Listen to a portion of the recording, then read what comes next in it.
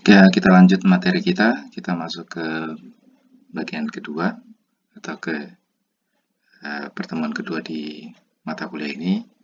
Topik kita hari ini adalah hubungan antara business intelligence, business analytics, dan data science. Di outline kita hari ini, kita pertama mereview yang kita bahas minggu lalu tentang business intelligence. Lalu kita akan masuk ke bagian business analytics, terus data science, dan terakhir life cycle big data analytics. Ini adalah sejarah perkembangan business intelligence dari awalnya hanya sebagai desain support system di tahun 70-an, terus berkembang ke enterprise dan executive information system. Lalu terminologi business intelligence itu diperkenalkan di tahun 90-an, dan sekarang business intelligence itu ke arah analitik, business analitik, dan semakin sekarang lebih ke arah big data, karena kita bicara data yang bukan hanya ukurannya cepat, besar, juga variasi dan varietasnya juga banyak. Kalau dulu kita hanya bicara penerapan decision support AI expert system, lalu perkembangan ke relational database, sekarang di perkembangan bisnis sebagai dashboard dan scorecard. Di tahun 2000-an kita menggunakan teknologi data mining, cloud computing, dan sekarang ke arah media sosial analytics dan big data analytics.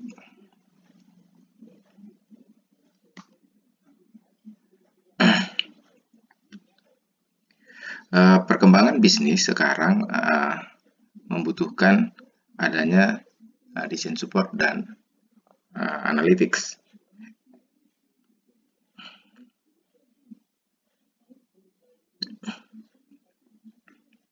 Ini berguna untuk group communication dan kolaborasi, improve data management, memanage big data warehouse dan big data, support analytical, mengatasi cognitive limits dalam pengolahan dan penyimpanan informasi, manajemen knowledge, dan sebuah sistem yang tersedia di mana saja dan kapan saja. Decision support system itu berkaitan dengan sistem komputer yang secara interaktif, di mana dia berguna untuk pengambilan keputusan, untuk membantu pengambilan keputusan berdasarkan pengolahan data dan model untuk memecahkan masalah-masalah yang tidak terstruktur. Itu definisi dari decision support system. Berdasarkan Ken dan Scott Morton, decision support system adalah penggabungan teknologi intellectual resource individual dengan kapabilitas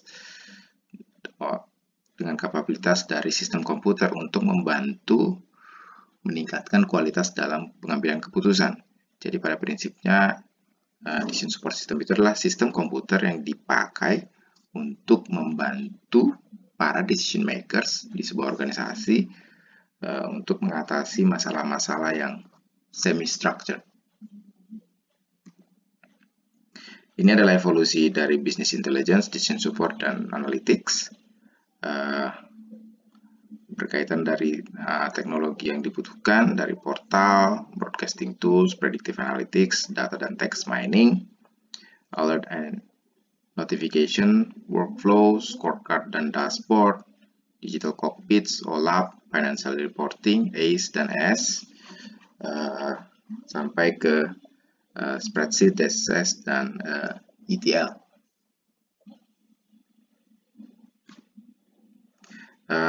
Sebuah business intelligence arsitekturnya terdiri dari data warehouse environment, di mana ini untuk penyimpanan data atau pengolahan data yang akan menerima data dari sumber data, baik sumber data dari internal maupun dari eksternal, lalu diolah dalam business analytics environment, di mana dilakukan pengolahan dan manipulasi dari data dan ditambah dengan business performance management dan strategi untuk membantu analisanya, dan dibantu oleh adanya user interface ke user, baik berupa browser, portal, dan dashboard. Dan ini berinteraksi dengan feature komponen dari sebuah intelligence system. Jadi dalam business analytics ini bisa kita menggunakan teknologi-teknologi di AI misalnya, atau data mining dan machine learning. Dan ini juga bisa dipakai dalam user interface. Jadi itu arsitektur high level dari sebuah business intelligence.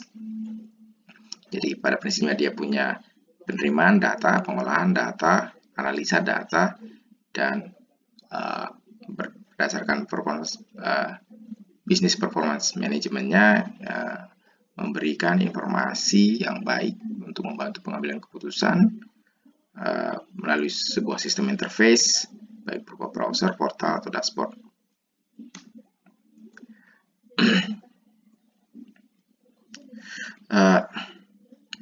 Infrastruktur dari business intelligence terdiri dari data warehouse. Data warehouse ini memperoleh data dari operational data, historical data, machine data, web data, audio dan video data, maupun eksternal data lainnya yang diolah mungkin dengan sebuah cluster Hadoop. Itu yang masuk ke data warehouse. Data warehouse ini juga kadang kita spesifikkan ke data mart. Jadi data mart ini subset dari data warehouse yang hanya menangani sebagian area atau area tertentu saja dari bisnis. Dan data dari data warehouse ini dilakukan analytic platform dengan data mining misalnya, dan hasilnya ini akan ditampilkan ke power users berupa queries, report, collab, dan data mining. Sementara informasi dari data warehouse atau data mart itu disampaikan ke casual users berupa queries, reports, dan dashboard. Jadi saya pengen menekankan bahwa sekarang semakin berkembangnya penerapan data mining dalam business intelligence karena semakin dianggap perlu.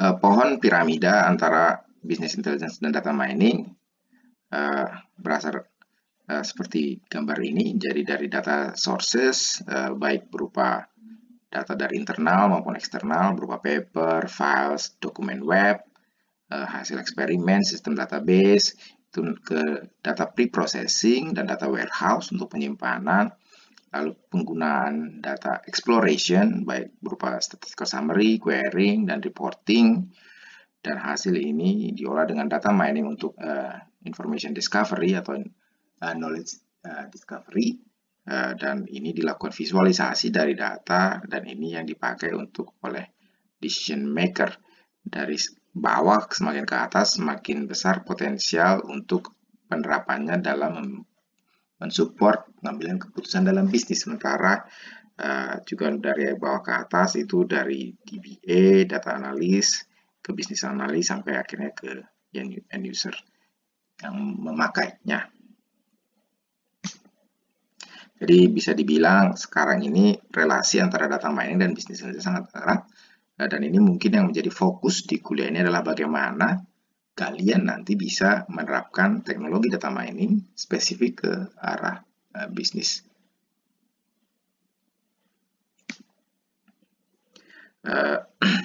Jadi bisnis analytics sendiri terdiri dari 3 proses. Proses deskriptif pada prinsipnya menjelaskan apa yang terjadi, apa yang sedang atau apa yang sudah terjadi.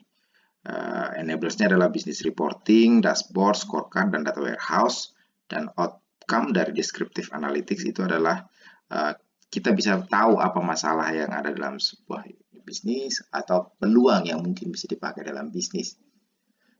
Yang kedua adalah prediktif, jadi pada prinsipnya untuk memprediksi apa yang akan terjadi dan kenapa misalnya itu terjadi.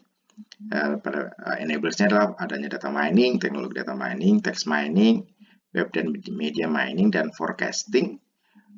Outcome-nya adalah kita memperoleh prediksi atau proyeksi dari prediksi kita yang akurat untuk kejadian yang akan terjadi di masa depan. Jadi pada prinsipnya bisa memprediksi apa tren bisnis atau peluang bisnis yang baik atau memprediksi bagaimana performansi kita ke depan dan lain-lain.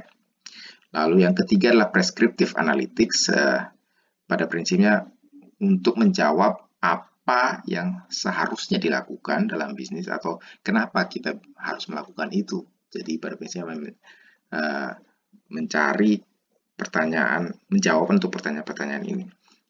Enablers-nya adalah teknik optimisasi, simulasi, decision modeling, dan expert system. Dan outcome-nya adalah decision yang sebaik mungkin dan aksi yang sebaik mungkin yang dari sejumlah kemungkinan peluang apa yang sebaiknya yang dilakukan. Jadi ada 3 tipe business analytics, prescriptive analytics, predictive, dan descriptive analytics. Jadi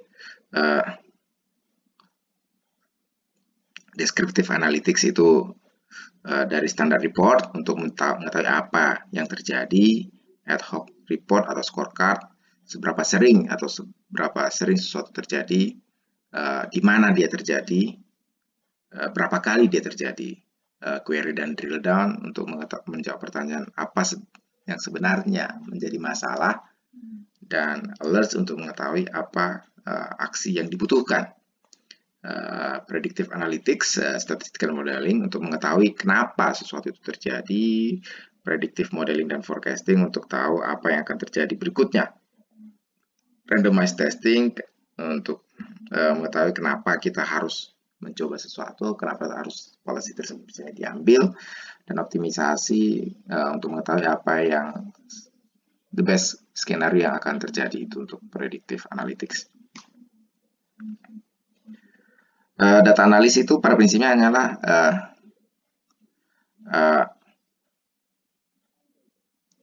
seseorang atau profesional yang melakukan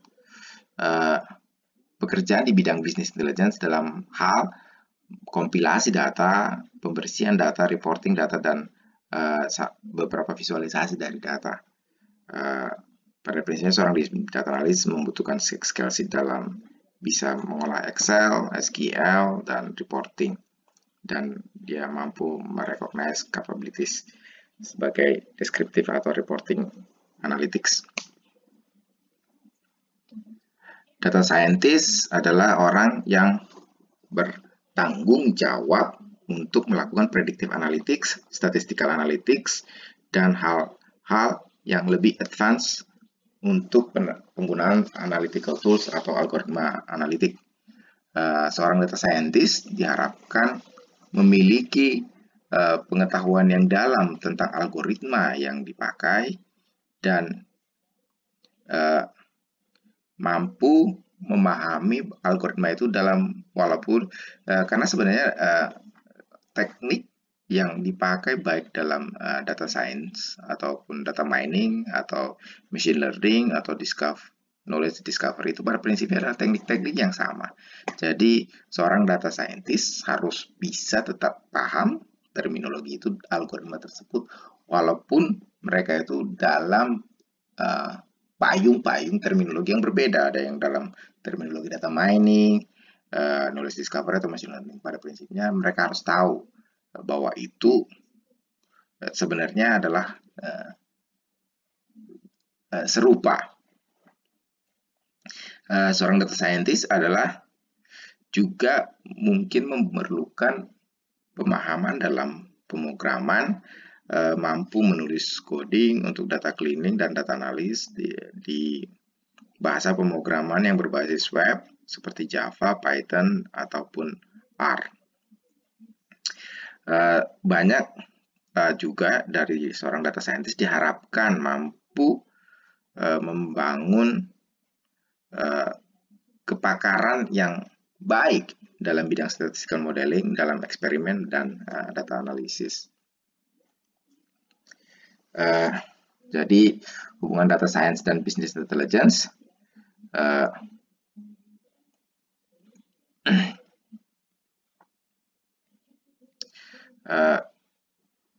kalau ke arah sumbu Y itu makin dari explanatory ke exploratory dalam analytical approach, dan sumbu X itu adalah time.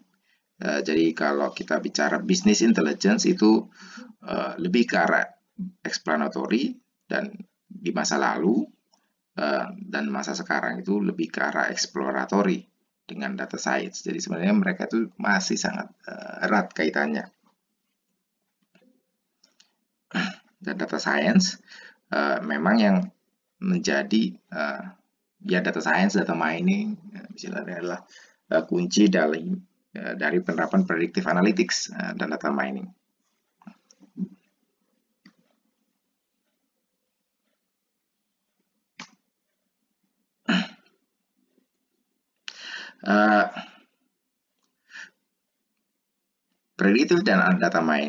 Predictive analytics dan data mining atau data science sendiri itu harus mampu juga melakukan pengolahan terhadap structured dan unstructured data, berbagai tipe source data maupun data yang besar, melakukan optimisasi, predictive modeling, dan forecasting statistical analysis, sehingga mampu menjawab pertanyaan apa yang akan terjadi jika suatu kondisi terjadi, apa optimal skenario, apa yang akan terjadi di masa depan, apa yang terjadi kalau tren sekarang terus terjadi, dan kenapa kira-kira itu terjadi. Jadi dengan predictive analytics, data mining, dan data science kita bisa melakukan hal-hal tersebut. Jadi seorang data scientist harus memiliki kuantitatif, mampu memahami matematik dan statistik, juga harus memiliki pengetahuan di bidang technical, software engineering, machine learning, dan programming. Seorang yang skeptical mindset atau berpikir kritis, seorang yang curious dan kreatif, dan orang yang komunikatif dan kolaboratif. Karena sebenarnya pada prinsipnya tidak ada satu orang pun mungkin yang bisa mengetahui seluruh atau memahami keseluruhan bidang ilmu di data science, karena sangat besar dan range ilmunya sangat beragam, dari statistik, matematik, ke bidang ilmu bisnis dan lain-lain. Itu menjadi profil dari seorang data scientist, sehingga sebenarnya tidak mungkin untuk satu orang bisa melakukan itu semua, sehingga kemampuan komunikasi dan kolaboratif ini menjadi sangat penting bagi seorang data scientist, karena memang dalam pekerjaannya dia harus akan selalu berkomunikasi dengan timnya. Jadi seorang data scientist itu harus memiliki 5 aspek ini, dari curious dan kreatif, komunikatif dan kolaboratif, skeptical, technical, dan kuantitatif. Oke, itu aja untuk bagian pertama. Nah, kita lanjut ke bagian berikutnya. Oke, baik. Berikutnya kita sedikit review tentang artificial intelligence, big data, dan cloud computing, karena pada prinsipnya fokus di kuliah ini walaupun memang ke business intelligence, tapi memang lebih ke arah penerapan AI, big data, dan cloud computing ke business intelligence-nya. Lebih ke arah bagaimana orang informatik bisa melihat teknologi apa yang mereka pelajari di bidang informatika untuk diterapkan di business intelligence. Jadi kita review business intelligence, kita review sedikit tentang artificial intelligence, big data analytics dan data mining, dan terakhir cloud computing. Ini juga tadi ngulang aja sebenarnya sejarah dari business intelligence, mungkin saya skip aja ini karena awalnya didesain untuk pertemuan, tapi untuk karena sekarang agak berbeda dengan e-learning, ini saya skip aja. Cuman mungkin yang mau ditekankan di sini adalah ketika kita udah bicara business intelligence sekarang, bagaimana peran artificial intelligence, cloud computing, dan big data dalam business intelligence. Bahkan sejak dimulainya dari decision support system di tahun 70-an. Dan sekarang di tahun 2000-an, teknologi itu semakin berkembang dengan adanya cloud computing, text dan data mining, business intelligence, dan big data analytics.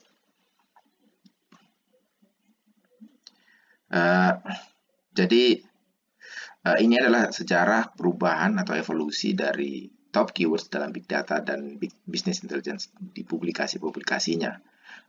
Ketika di tahun 2014, terminologi yang mungkin populer adalah manajemen, text mining, data mining, dan data science. Di tahun 2015, kita booming dengan istilah big data. Jadi terminologi yang umum waktu itu adalah big data analytics, social media, business analytics, dan information system. Di tahun 2016, cloud computing dan data warehouse. Dan sekarang 2017 itu knowledge management. Mungkin kalau sekarang lebih ke arah bagaimana teknologi-teknologi yang terbaru yang dipakai dalam big data ataupun dalam data mining, misalnya deep learning, blockchain, dan lain-lain. Ini adalah framework dari big data dan business intelligence research. Jadi dimulai dari teknologi, adanya data collection, data storage, data analytics, dan infrastructure.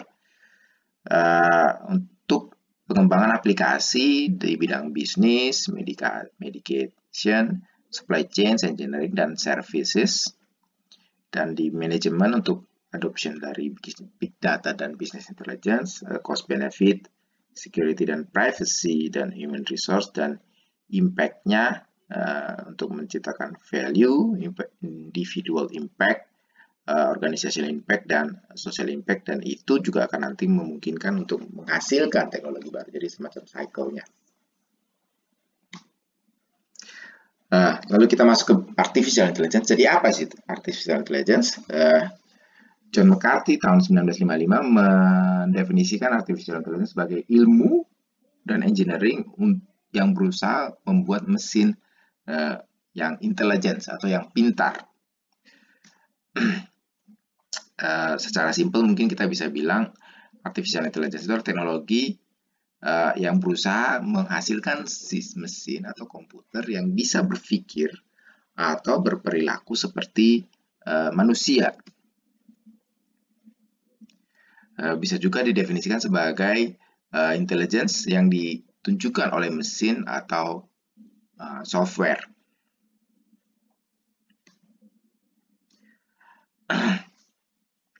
Ada 4 pendekatan untuk AI, yaitu pertama adalah bagaimana membuat AI yang mampu berpikir seperti manusia, thinking humanly.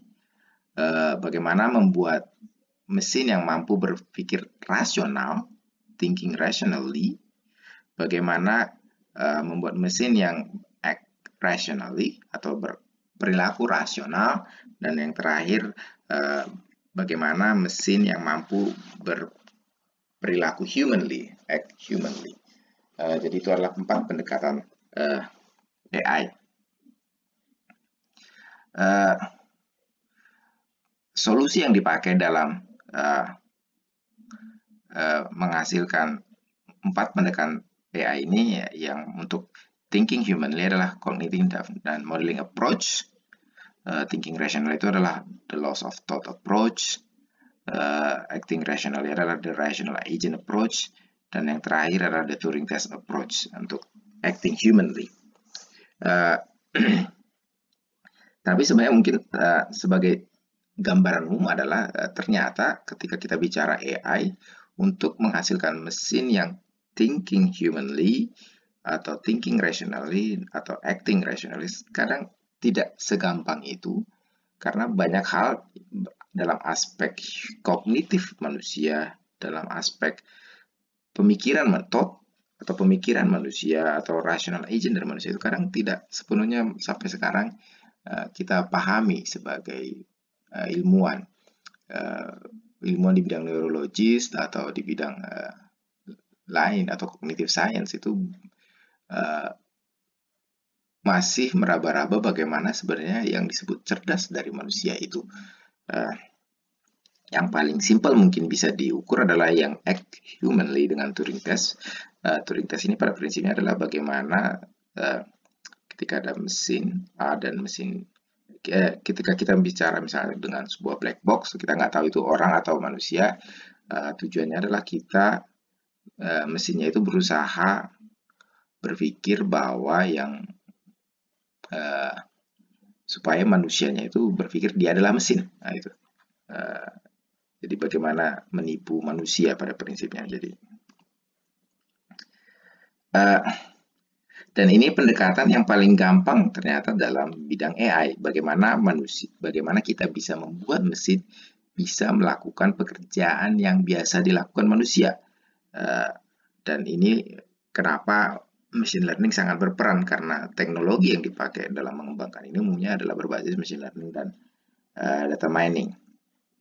Jadi bidang-bidang yang AI yang berkaitan dengan acting humanly itu pada prinsipnya penerapan data mining dan machine learning untuk teks berupa natural language processing, knowledge representation, automated reasoning, machine learning, computer vision, dan robotics.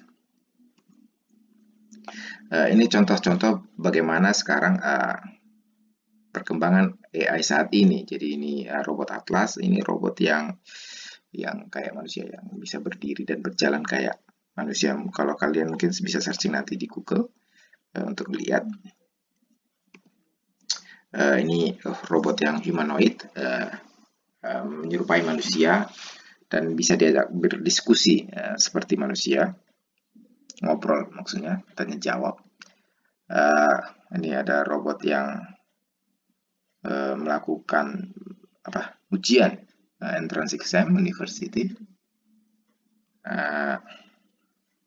dan lain-lain. Itu adalah beberapa contoh bagaimana sekarang perkembangan AI yang berbasis machine learning itu berkembang sangat pesat. Bahkan kalau kita bicara narrow AI, maksudnya ada mesin, ya sekarang memang pendekatannya banyak ke arah narrow AI, jadi satu mesin melakukan satu spesifik tugas tertentu. Di beberapa kasus itu bahkan sudah melewati kemampuan manusia, misalnya untuk object recognition sudah lebih baik dari manusia, atau untuk kayak IBM Watson di mana dia sudah bisa mengalahkan manusia dalam tanya jawab kuis. Nah, ini adalah timeline perkembangan AI. Sebenarnya AI ini sudah ada dari tahun 50-an, dari perkenalan dari Turing test, dan AI itu lahir di tahun 55. Lalu ada Unimate, First Industrial Robot, dan tahun 64 ada ELIZA, chatbot berbasis rule based. Terus ada Saki di tahun 66. Namun nah ini yang kemudian ada yang disebut dengan Winter AI, di mana kita merasa bahwa sebenarnya kita agak kesulitan membuat mesin yang bisa melakukan berpikir kayak manusia. Artinya kita semakin pesimis bahwa kita memang bisa membuat mesin yang bisa berpikir kayak manusia.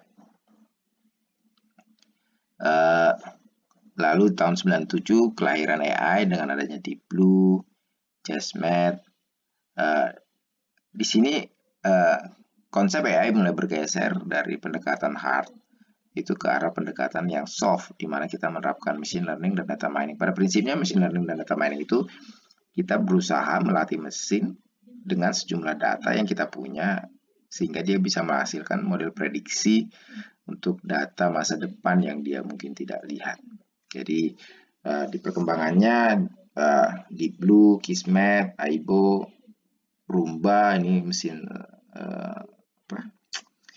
vacuum cleaner yang otomatis, lalu Siri tahun 2011, IBM Watson yang mengalahkan manusia dalam tanya jawab, Eugene, Alexa, Tai, dan AlphaGo, yang sekarang semakin lama perkembangannya semakin canggih dan semakin mumpuni kemampuannya. sekarang ini ya tadi banyak solusi dari AI itu berbasis machine learning, karena ketika kita mengalami winter AI, salah satu teknik yang promising untuk mengembangkan sistem atau sistem komputer yang mampu berperilaku seperti manusia adalah dengan menerapkan machine learning.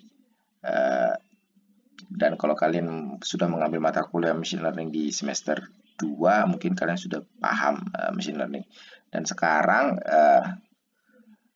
perkembangan machine learning itu ke arah deep learning. Jadi secara umum bisa kita bilang bahwa machine learning itu adalah salah satu bagian solusi dari AI, di mana prinsipnya solusinya itu mencari mengembangkan sistem AI yang berbasis data. Jadi kita membuat komputer belajar dari data sehingga dia bisa melakukan model prediksi di masa depan. Dan sekarang ada teknik baru yang merupakan bagian dari machine learning yang disebut dengan deep learning, yang membuat AI sekarang menjadi meledak topiknya. Dan ini sejak ada tahun 2010-an.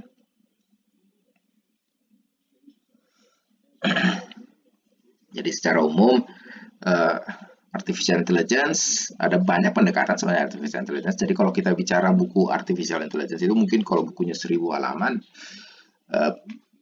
machine learning itu paling hanya mencakup dari satu chapter dari buku itu. Jadi mungkin hanya 100 sampai 200 halaman misalnya. Tapi kalau kita bicara buku machine learning sendiri bisa juga sampai 1000 halaman. Jadi memang AI ini adalah topik yang sangat besar. Machine learning juga topik yang sangat besar. Dan machine learning ini ada 4 pendekatan, dari supervised learning, unsupervised, reinforcement learning, dan semi-supervised learning. Dan sekarang teknik yang sangat populer dalam machine learning adalah deep learning, di mana deep learning itu ada convolutional neural network, recurrent neural network, long short-term memory, GRU, dan sekarang ada teknik yang agak baru, GAN, namanya generative adversarial network.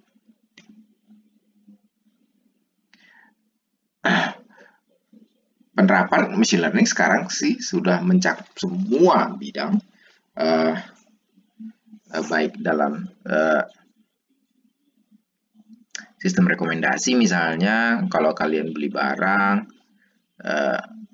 apa yang direkomendasikan berdasarkan kedekatan kalian yang dianggap dengan user lain cukup berdekatan. Predictive analytics, NLP, natural language generation, jadi kayak membuat report otomatis, predictive analytics, dan machine learning system. Jadi pada prinsipnya sebenarnya AI atau machine learning atau deep learning itu bisa dipakai untuk baik predictive analytics, prescriptive analytics, maupun descriptive analytics. Nah, ini contoh penerapan AI untuk Intelligent Document Recognition Algorithm. Jadi kita punya dokumen,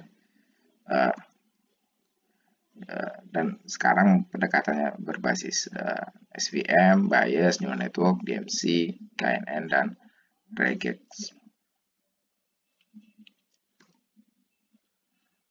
Nah, deep learning sendiri, walaupun deep learning sebenarnya konsepnya sudah ada dari tahun 80-an sebenarnya, tapi pada saat itu teknologi machine learning, deep learning maksud saya, tidak bisa diterapkan karena keterbatasan komputasi. Jadi sebenarnya kalau kita bicara deep learning itu, kalau dulu kalian belajar waktu kuliah artificial intelligence, artificial neural network atau ANN atau sistem jaringan saraf tiruan, dan kalau kalian mungkin sadar bahwa artificial neural network itu nama lainnya adalah multi-layer perceptron. Jadi perceptron yang banyak layernya, multi-layer atau berlapis-lapis, dan artinya adalah multi-layer perceptron itu dibangun oleh perceptron, dan perceptron itu adalah linear classifier. Jadi pada prinsipnya sebuah classifier sederhana berbasis fungsi linear untuk memisahkan dua kelas atau lebih. Jadi basis basis dari deep learning itu adalah sebenarnya adalah perceptron atau linear classifier yang kalian pelajari mungkin di semester 2. Jadi perseptron sendiri diperkenalkan di tahun 60-an, kemudian karena perseptron ini memiliki keterbatasan dia tidak bisa menyelesaikan masalah XOR. Kalau kalian tertarik, kalian bisa baca mungkin sumbernya. Jadi perseptron ini memiliki kelemahan, jadi dia tidak ada solusinya untuk gerbang XOR, atau ya kalian tahu kan gerbang logika XOR yang kalau dia berbeda outputnya dia akan bernilai 1, berbeda inputnya dia akan bernilai 1, kalau sama inputnya 0 sama 0 dia akan bernilai 0. Jadi dia tidak bisa menyelesaikan masalah XOR sehingga dia sempat tenggelam. Lalu diperkenalkanlah artificial neural network atau multi-layer perceptron. Dengan multi-layer perceptron pada prinsipnya adalah kita bisa menyelesaikan fungsi apa saja selama kita memiliki perseptron atau jumlah neuron yang cukup. Dan ini yang berkembang sempat sampai mungkin tahun 80-an, 90-an. Sampai akhirnya ketika orang mendalami multi-layer perceptron atau lebih dari 3 layer, ternyata didapat hasilnya tidak bagus. Karena pertama adalah teknik randomization di inisialisasinya, yang kedua adalah komputer pada saat itu tidak cukup powerful untuk training dari multi-layer perceptron yang lebih dari 3 layer. Sehingga artificial neural network juga sempat tenggelam di tahun 90-an, bahkan ada joke-nya ketika orang memasukkan paper misalnya berkaitan ANN, itu biasanya udah langsung di-reject karena dianggap dead end, tidak ada prospek ke depannya. Jadi setelah itu banyak teknik-teknik machine learning lain yang berkembang, decision tree, SVM, random forest, ada boost, sampai akhirnya di tahun 2010-an kembali lagi diperkenalkan teknologi yang berbasis neural network yang disebut deep learning, dan ini yang memboost penerapan machine learning di sekarang ini. Jadi dari penerapan dari diperkenalkannya deep learning yang merupakan sebenarnya adalah varian dari artificial neural network atau improvement dari artificial neural network untuk masalah inisialisasinya, dan kemampuan kita untuk melakukan komputasi sudah jauh lebih baik dibanding tahun 80-an. Jadi model-model machine learning itu ada banyak, dari deep learning, kernel method, ensemble, association rule, decision tree, dimensional reduction, clustering, regression analysis, Bayesian, dan instance based adalah beberapa contoh model dalam deep machine learning. Machine learning, algoritma machine learning sendiri bisa dibagi 3. Yang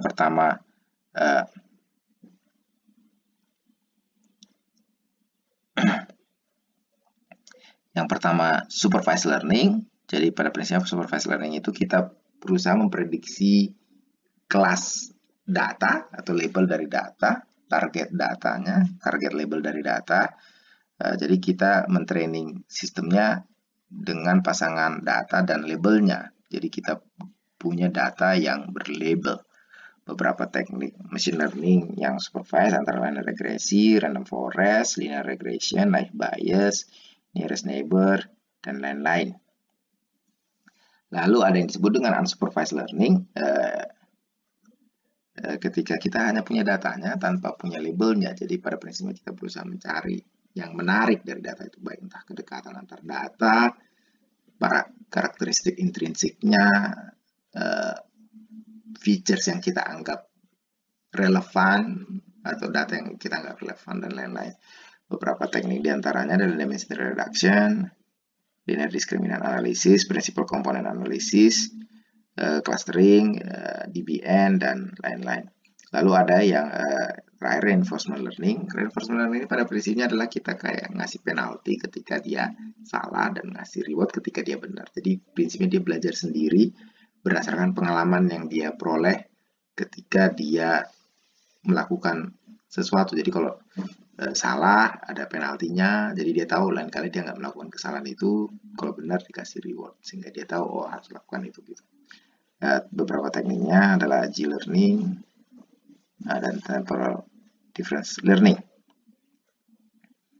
Dan ini semua bisa terjadi karena adanya data yang banyak, baik data, dan umumnya ini adalah data yang tidak terstruktur dari misalnya email, CDR, ERP, data belanja, data sosial media, gambar, CRM, transaksi, XDR, data sensor, data call center, dan ini yang diolah dengan data discovery untuk dipakai untuk melatih machine learning.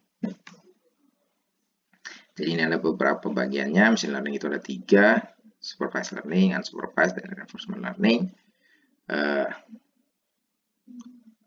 Supervised learning, beberapa contohnya ada decision tree, linear classifier, rule based, dan probabilistic. Yang linear classifier itu ada macam-macam sebenarnya jadi kalau kalian belajar SVM itu juga termasuk linear classifier, network adalah linear classifier, deep learning adalah linear classifier, dan probabilistic classifier misalnya naive bias, Bayesian network, dan maximum entropy.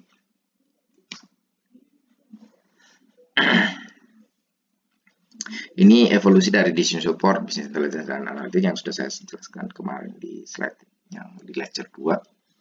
Aja saya lanjut, ini juga udah dikalian 3 tipe analitik dari bisnis, ada yang deskriptif, preskriptif, dan terakhir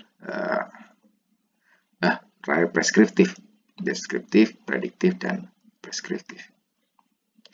3 tipe analitik, user analitik,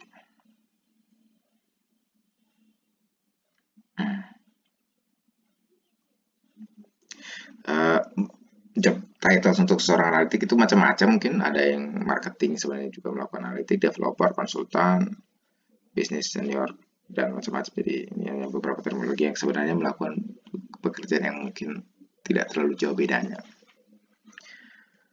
Oke, bagaimana pengolahan data sehingga menghasilkan knowledge, data to knowledge continuum. Jadi kita punya data, baik data bisnis, data history dari transaksi, data dari sosial media, dari Instagram, Twitter, Snapchat, Facebook, YouTube, dan lain-lain, dan dari IoT, dari berbagai sensor yang menggunakan IoT, dan semua data ini disimpan di data storage untuk dilakukan analitik, untuk membangun model, mentesting model, dan memvalidasi model, sehingga diperoleh model yang terbaik dan diperoleh pola dari data tadi, dari data-data ini, dan ini disampaikan ke user,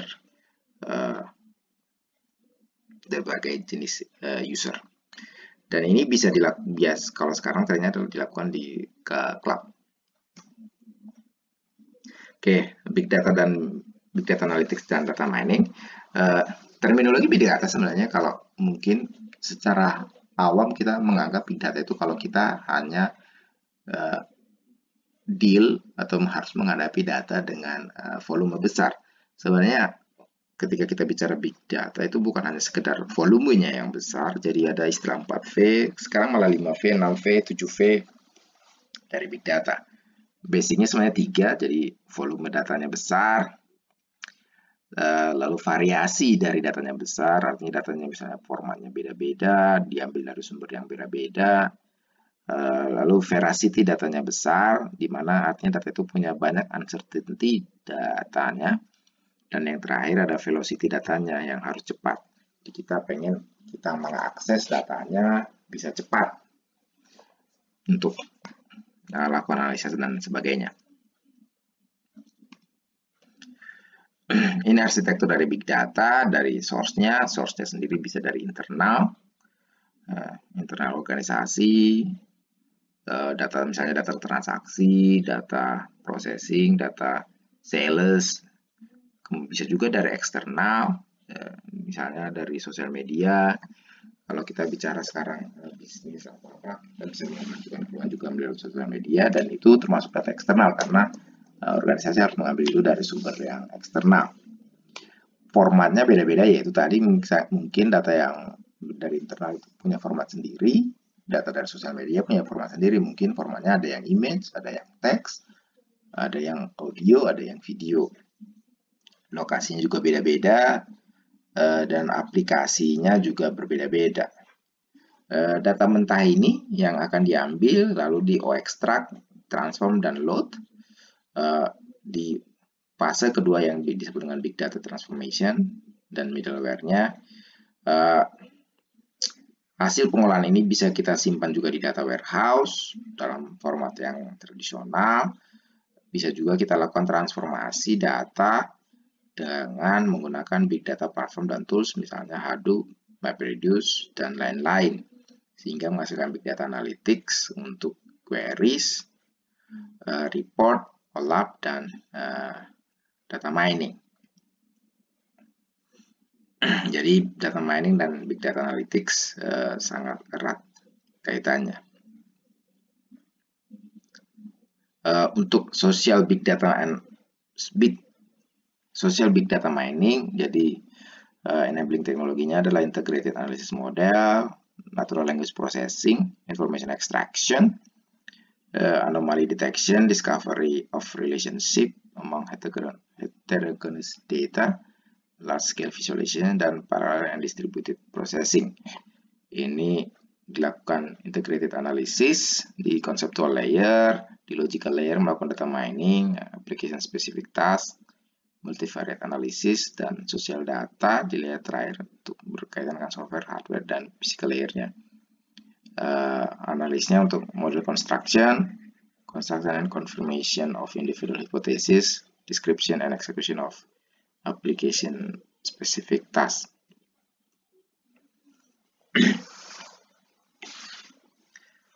Business Intelligence Infrastructure itu terdiri dari, ini kita sudah kemarin, jadi ETL dari sumber data bermacam-macam, dari operational data, historical data, machine data, dan lain-lain. ETL disimpan di data warehouse, bisa juga disimpan di data mart, merupakan data warehouse untuk satu topik tertentu, dan dilakukan analytic platform yang hasilnya ditampilkan ke power user maupun ke casual user.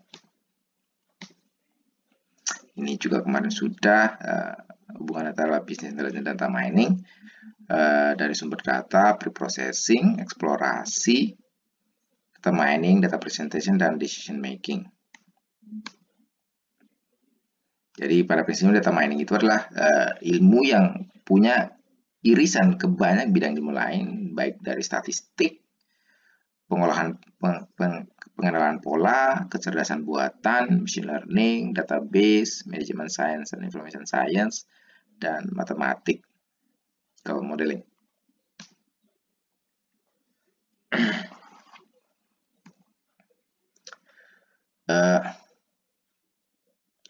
Salah satu model yang sering dipakai untuk data mining adalah yang disebut dengan KDD atau Knowledge Discovery. Dari prosesnya adalah dari database atau sumber data cleaning dihasilkan untuk data warehouse. Dari data warehouse dilakukan seleksi untuk data mining untuk menghasilkan pattern evaluation untuk menghasilkan knowledge, dan ini dijadiin feedback untuk proses data cleaning lainnya, untuk seleksi data mining dan lain-lain. Ini pipeline untuk data mining proses, dari koleksi data, pre-processing data berupa feature extraction, cleaning dan integration, lalu analytical processing. Ini bisa menghasilkan feedback dalam artian kita berdasarkan performance yang kita peroleh di analytical processing, kita bisa tweak atau improve di feature extraction-nya atau di cleaning dan integration-nya. Bisa juga kita melakukan jadiin feedback untuk melakukan improvement di data collection-nya. Ini taksonomi dari data mining. Data mining itu bisa berupa prediksi itu bisa regresi dan klasifikasi, asosiasi itu bisa berupa link analysis dan sequence analysis, dan clustering untuk outlier analysis misalnya. Beberapa learning methodnya, kalau supervise itu yang seperti saya sudah jelaskan sebelumnya. unsupervised, dan lain-lain.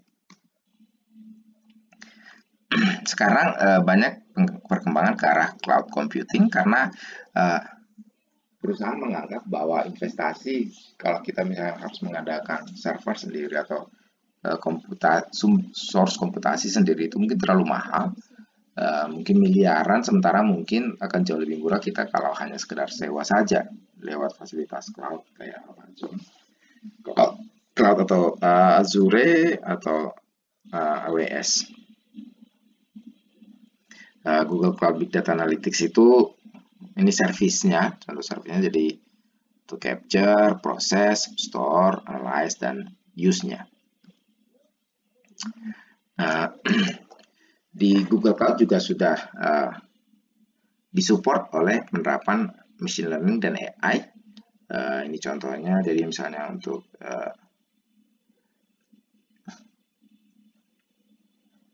dia sudah support untuk penerapan machine learning dan AI-nya dalam Google Cloud, di Google Cloud.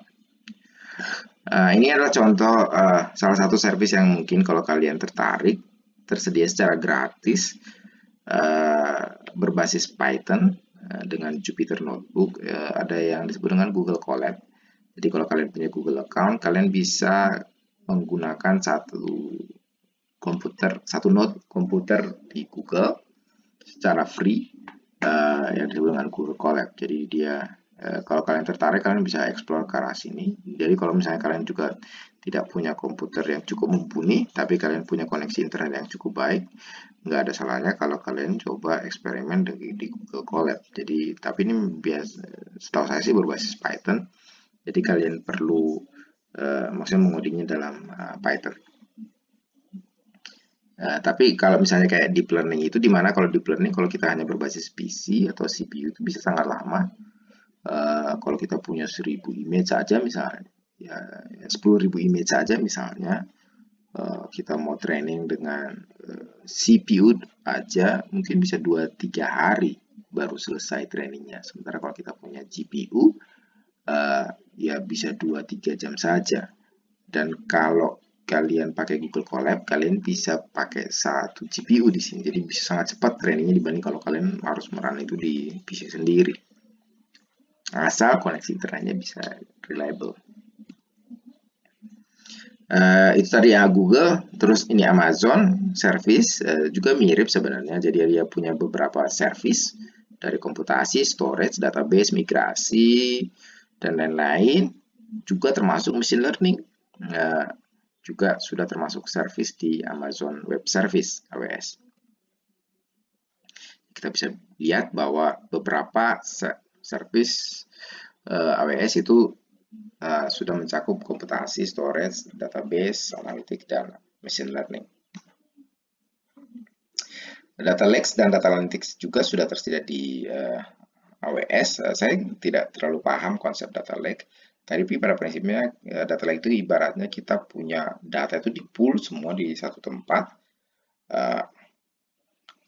Jadi tidak melihat tipenya, tidak melihat formatnya, di pool dari satu tempat. Nah, tentu tantangannya adalah bagaimana kalau kita melakukan retrieve informasi atau mengambil informasi itu bagaimana supaya cepat dan tepat. Beberapa produk AWS, Amazon Athena,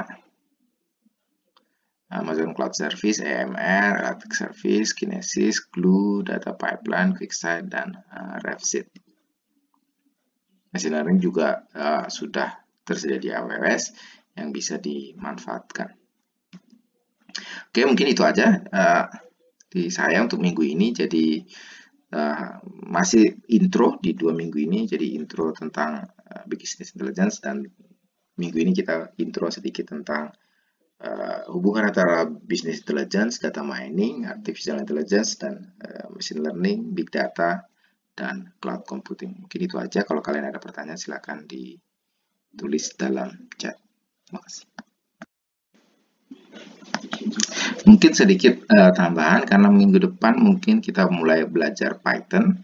Jadi buat yang belum menginstal Python, saya harap segera menginstal dalam minggu ini, karena mungkin minggu depan akan ada rilis tugas pertama dan kita belajar sedikit Python.